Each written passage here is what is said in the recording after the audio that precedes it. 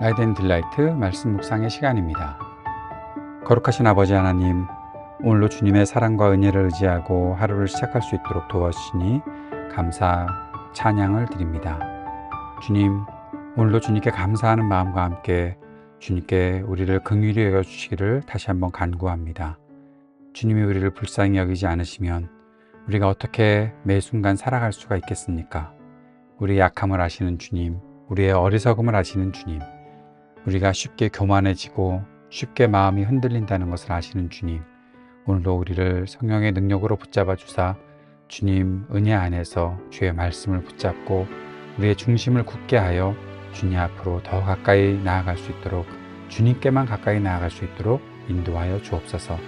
오늘도 성령의 충만함으로 주의 말씀을 대할 수 있게 하여 주옵소서. 예수님 이름으로 기도드립니다. 아멘.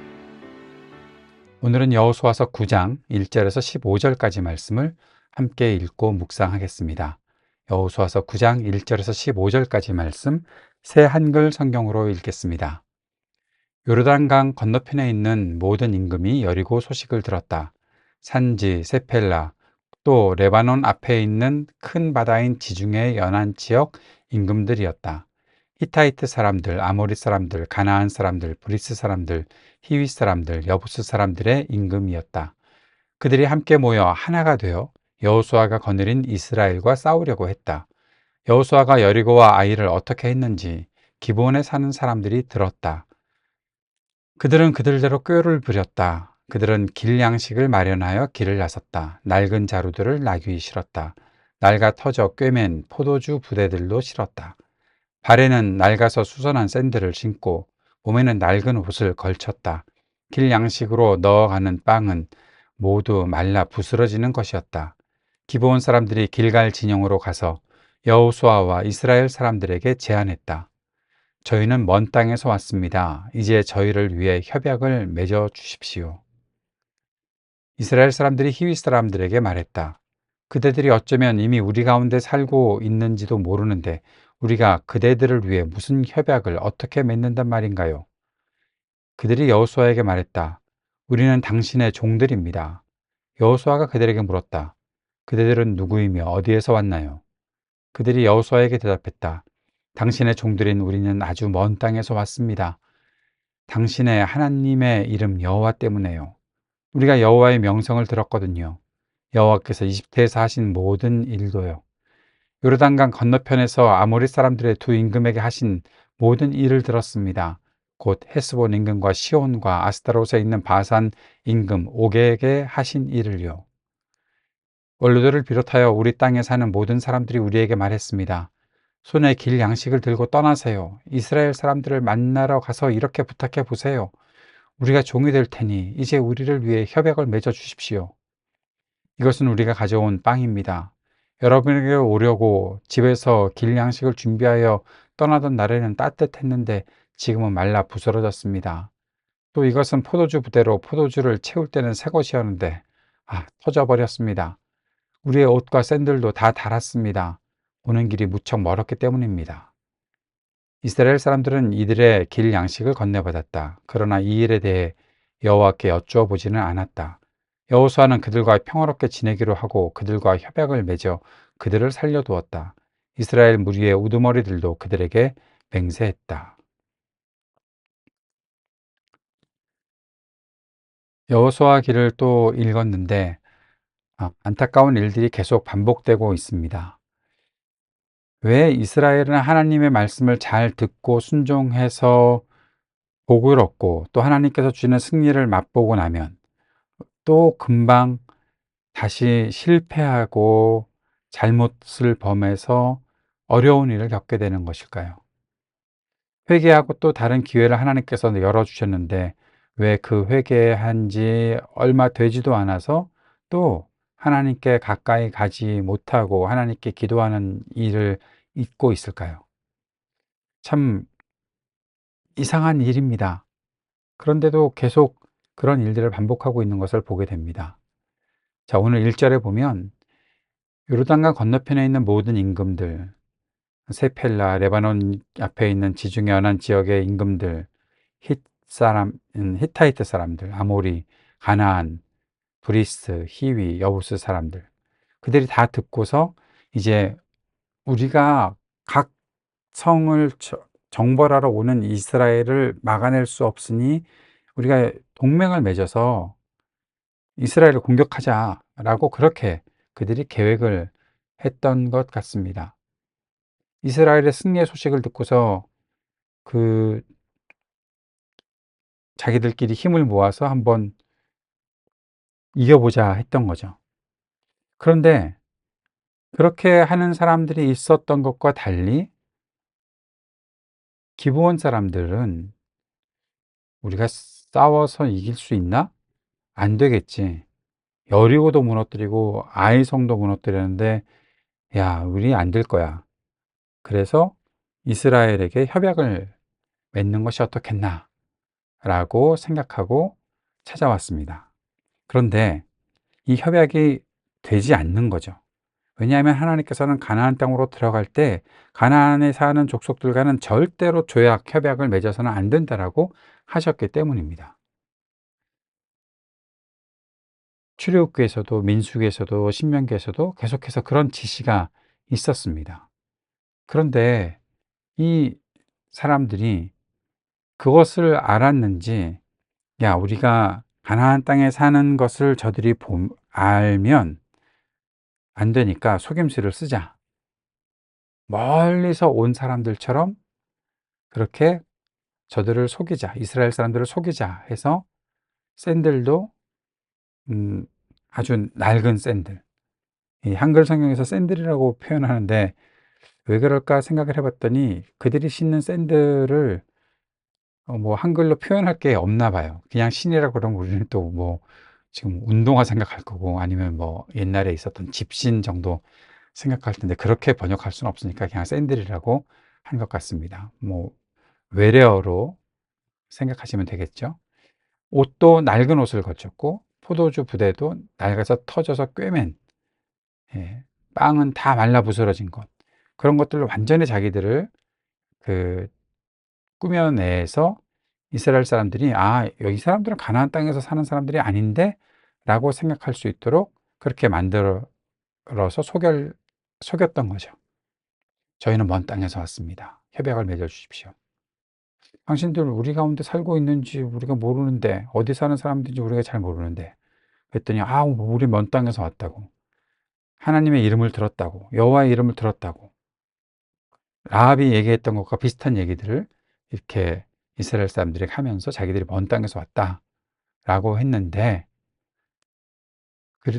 그러니까 우리가 종이 되겠다. 뭐 종이 되는 거 이스라엘 사람들이 싫지는 않잖아요. 우리 자기들의 종이 되겠다는데, 그러니까 협약을 맺어달라는 그들에게 자기들이 보여주는 모습들을 보고서 속는 거죠. 자, 그런데 여기에 아주 중요한 말이 있습니다. 자, 14절에 보십시오. 이스라엘 사람들은 이들의 길양식을 건네받았다. 그러나 이 일에 대해 여호와께 여쭈어보지는 않았다. 그래서 결과적으로 여호수아가 그들과 평화롭게 지내기로 하고 협약을 맺어서 그들을 살려도 이스라엘 무리의 우두머리들도 그들에게 맹세했다. 당신을 종으로 삼겠다라고 했습니다. 이게 이제 큰일이 나는 거고, 이 일은 역사적으로 끝까지 남아서 이스라엘에게 굉장히 치명적인 약점이 되어버리고 맙니다. 여쭈어보지 않았다. 의심이 되면 주님께 물어야죠. 뭐 그렇게 급합니까? 이들은 먼 길에서 왔다고 했는데 그들에게 협약을 맺어서 금방 종을 삼는 게 뭐 그렇게 중요하고 급한 일입니까? 그런 거 전혀 아닌데, 이들은 여호와께 여쭤보지 않았습니다. 그리고 협약을 맺어버렸습니다.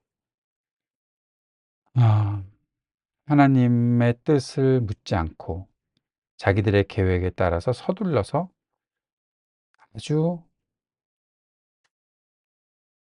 어려운 일들을 그냥 막 해버렸던 것이죠. 그래서 결국 굉장히 큰 어려움을 발견하게 됩니다. 오늘은 협약을 맺는 장면까지만 읽었습니다. 오늘 말씀을 보면서 이런 묵상과 적용을 하고 정리를 이렇게 해보았으면 좋겠습니다. 질문을 던져 보십시오. 왜 하나님께 여쭙는 것을 자꾸 잊어버리는 것일까요? 우리는 왜 하나님께 기도하는 것을 자꾸 잊을까요? 기도를 소홀히 여기는 건 아닐까? 하나님께 기도하는 것이 얼마나 중요하다는 사실을 우리가 잊고서 사는 것은 아닐까? 무엇이 그것을 잊게 만들까? 왜 하나님 앞에 서는 것을 자꾸 우리가 어, 방해를 받을까? 그 방해거리들은 과연 무엇인가? 살펴봐야 알겠습니다. 바쁩니까?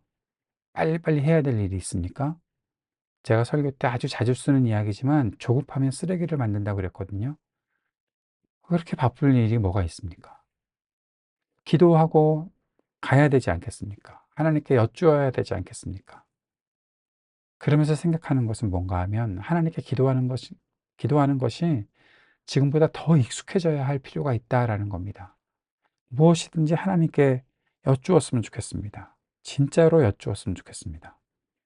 하나님이 오디오로 이렇게 들려주진 않으시겠지만 하나님을 의지하고 기도하는 사람들에게 하나님께서 분명히 분별력을 주실 것이고 하나님께서 인도하시는 길이 분명히 있다고 저는 믿거든요. 여러분도 믿으시잖아요. 그렇게 하나님 믿고 사는 거지. 뭐 그냥 기도는 앉았다 일어나면 되는 겁니까? 우리가 아는 단어 몇 단어 서술하면 되는 겁니까? 그거 아니잖아요. 하나님께 감사한다면 그 감사가 진심으로 드려져야 되고 하나님께 긍휼을 구하고 불쌍히 여겨 달라고 하면 정말로 우리를 불쌍히 여겨 달라고 해야 되는 것이고 그렇게 하면서 주님 앞에 나아가는 것이 우리들에게 더 익숙해져야 되고 그 일이 지속적으로 계속 있어야 한다라는 것입니다. 두 번째는 눈에 보이는 것이 전부가 아니라는 것을 알아야 하겠죠. 그 중심을 알아야 되겠죠. 어떻게 알 수 있습니까? 사람이 외모로만 판단을 하는데. 그러니까 겉모습에 속지 않으려면 외모가 아니라 중심을 보시는 하나님을 신뢰해야 되겠죠. 사람과 만날 때 혹시라도 내가 속아서 어려움을 겪으면 어떡하지라는 걱정이 되신다면 하나님께 여쭈어야죠. 하나님, 뭐 우리가 사람의 속을 들여다보고 판단하고 뭐 그러는 것은 좋은 일은 아니겠지만 그래도 서로의 진심을 느낄 수 있는 그런 마음은 우리에게 허락해 달라고 주님께 구해야 되지 않겠습니까? 그것이 하나님을 신뢰하는 것이죠. 세 번째, 하나님께서 말씀하신 것을 주의 깊게 들어야 합니다. 출애굽기에서, 민수기에서, 신명기에서 이미 여호수아는 알고 있습니다. 다른 사람은 몰라도 여호수아는 알아야 합니다. 하나님께 물어봐야 된다는 것을요.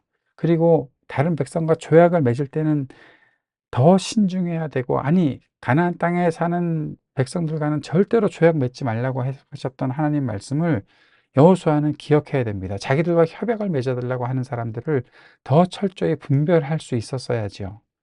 왜 하나님께 여쭙지 않습니까? 하나님의 말씀을 정확하게 들어야죠. 주의 깊게 들어야죠. 그리고 지속적으로 기억을 해내야죠. 하나님께서 강조하시면서 금지하신 것에는 분명히 이유가 있습니다. 하나님이 왜 반복해서 말씀하셨겠습니까? 분명히 이유가 있습니다. 어려움이 생길 거다. 혹시라도 소홀히 여기다가 어떤 일이 벌어질지 모르니 반복해서 하나님께서 말씀하신 것일 테니 그것을 분명히 기억해야 되는 거죠. 근데 우리가 기억이 잘 안 되잖아요. 그래서 우리는 우리의 약함을 인정해야 되고 아무리 확신이 있더라도 한 번 더 하나님께 기도할 수 있어야 할 것입니다. 오늘 이 말씀을 통해서 내일 또 어떠한 결과가 나타나는지도 보겠고 구약 성경을 읽어가면서 어떤 일들이 이스라엘 백성들에게 있었는지 또 앞으로도 보게 될 텐데 우리가 하나님께 기도하는 일 소홀히 하지 않도록 하나님 앞에 서는 일을 하나님의 말씀을 듣는 일을 우리가 더 잘 해나갈 수 있도록 주님께 간구하고 주님의 긍휼하심을 구하는 우리의 삶이 되었으면 좋겠습니다. 주님께서 가르쳐 주신 기도 함께 드리겠습니다. 하늘에 계신 우리 아버지, 아버지의 이름을 거룩하게 하시며 아버지의 나라가 오게 하시며 아버지의 뜻이 하늘에서와 같이 땅에서도 이루어지게 하소서. 오늘 우리에게 일용할 양식을 주시고 우리가 우리에게 잘못한 사람을 용서하여 준 것 같이 우리 죄를 용서하여 주시고 우리를 시험에 빠지지 않게 하시고 악에서 구하소서. 나라와 권능과 영광이 영원히 아버지의 것입니다. 아멘.